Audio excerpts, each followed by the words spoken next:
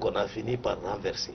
Je crains que le nouvel homme fort du Gabon ne soit tout simplement une marionnette de la France. Ça, c'est d'un. De deux, je me rends compte que tous les coups d'État qui sont en train de se passent dans les pays francophones, dans des pays francophones et non pas dans des pays anglophones. Et tous ces coups d'État se passent au nez et à la barbe du contingent militaire français, des services secrets français. Regardez au Burkina, regardez au Mali, regardez au Niger, regardez un peu partout, c'est des contingents français au Tchad. Mais pourquoi donc les chefs d'État n'en tirent-ils pas les leçons? Ça veut dire que la France n'est pas là pour protéger quelqu'un. Donc que chacun s'appuie sur son peuple au lieu de compter sur l'aide des forces françaises. Quand nos chefs d'État auront compris ça, je pense que ça va être d'un grand apport dans ce que mon ami Ba vient d'appeler le processus de décolonisation. Parce que nous avons un esprit colonisé. Nos chefs d'État pensent que, voilà, parce qu'il y a 100 ou 200 soldats chez eux, ils sont indéboulonnables. Alors qu'ils tombent tous les jours comme fétus de paille, sans que la France lève le petit doigt. Sans que la France même sache qu'ils vont tomber. Bon, alors, et pourtant, tout ce qu'ils font, le mépris du peuple, les fraudes électorales et tout ça, là, ils le font en comptant sur l'appui extérieur. Alors, donc, vraiment, il est temps qu'on réforme la démocratie, qu'on essaie de redonner un nouveau souffle à la démocratie, parce que cette épidémie des coups d'État qui fait suite à celle de 1970 et à celle de 1990 est due à l'échec de la démocratie en Afrique, ou à l'échec de la pratique démocratique en Afrique. Nous n'avons aucun pays démocratique, nous n'avons que des fraudes électorales et des démocraties bidons. Des présidents en réalité prétendument élus, qui n'ont été élus par personne et qui sont le fruit de la fraude. C'est pourquoi ils tombent comme fétus de paille. Quand on a voulu renverser le Turc Erdogan, mais le peuple est sorti, l'armée a reculé. C'est ça qu'on appelle un président légitime. Quand Trump a voulu truquer les élections aux États-Unis, le peuple est sorti, les institutions se sont dressées contre la tentative de push. C'est ce qui a valu à Joe Biden d'être au pouvoir. Alors, il est temps que nos démocraties là se réveillent, quoi. Mais qu'on arrête de résumer la démocratie à des élections frauduleuses dont sortent des gouvernants illégitimes qui, de surcroît, s'accrochent à la mauvaise gouvernance. Tant qu'on continue dans ce chemin, il y aura coup d'État. Il n'y a rien à faire. D'accord. Merci. Monsieur Semetre fait bien de parler d'élections, justement. L'opposition au Gabon demande quand même le recomptage. C'est que ce pays va au-delà de la simple colonie, quoi. Française. On peut même considérer le Gabon comme un département français d'outre-mer, au même titre que la Guyane, les Antilles, etc. Et Léon Ba, le premier président, avait été renversé. C'est la France qui a envoyé ses soldats pour réinstaller Léon Ba au pouvoir. Et quand Léon Ba est tombé malade, il s'est adressé aux Français en leur disant que bon, il veut se faire remplacer par Albert Bongo, autrement dit Omar Bongo. Les gens ont adoubé Bongo comme ça, et il est venu faire ses 30 ans ou 40 ans de pouvoir. En partant, il a mis son fils à sa place. Et Ali Bongo aussi, en partant, aurait mis son fils Valentin, là, je sais pas, comment il s'appelle? Voilà, il aurait mis Noureddin à sa place. Donc, le tout avec la bénédiction française. Je vous dis, ces histoires de démocratie, d'élection, là, c'est du pipeau.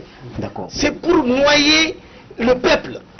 2 millions d'habitants pour un pays producteur de pétrole, de manganèse, de bois. Les chefs d'État ont tout mangé. Tout le monde crève de faim au Gabon. Toutes les ressources ont été siphonnées par les familles présidentielles et ont servi à financer des campagnes électorales en France. Le jour où un ministre de Jacques Chirac a osé attaquer dans les médias Bongo, mais Bongo a claqué du doigt, le ministre a été débarqué. C'est pourquoi je vous parle des départements français. Vous voyez? Donc moi je ne peux pas comprendre que Ali Bongo soit débarqué sans que les Français y soient pour quelque chose. Donc quand on me dit que c'est la même dynastie, ouais, on a peut-être voulu renouveler la dynastie à travers un militaire. Peut-être que ce militaire va garder le pouvoir. On le dit très proche, qu'il serait même le cousin d'Ali en réalité.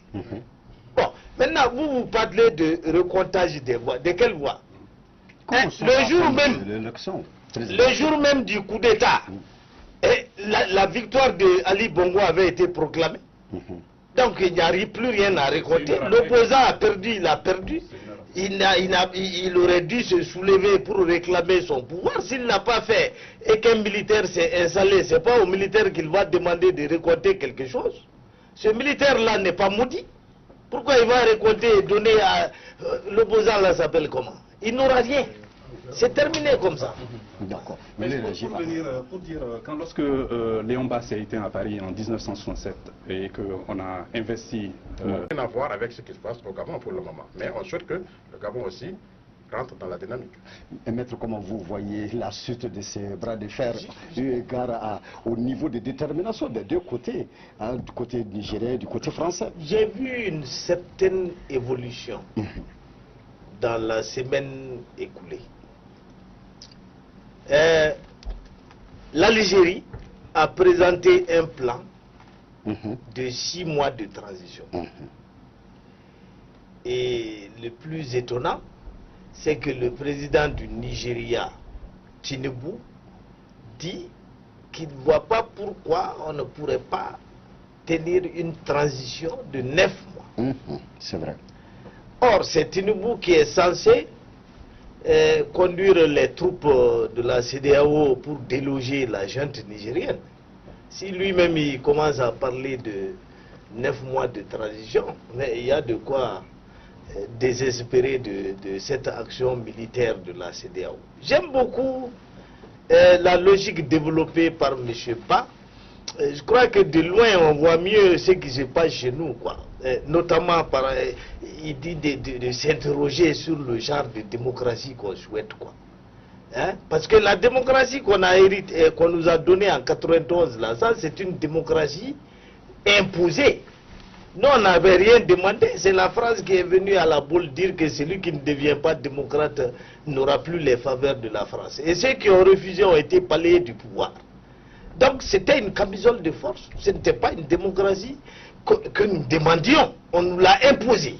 Donc c'est ce qui fait que cette démocratie-là est devenue dans la pratique une démocratie bidon, qui n'a servi à rien, qui n'a conduit qu'à l'éclatement de notre pays, à la déliquescence de l'État, à la paupérisation de la population et à l'installation des marionnettes occidentales à la tête du pays.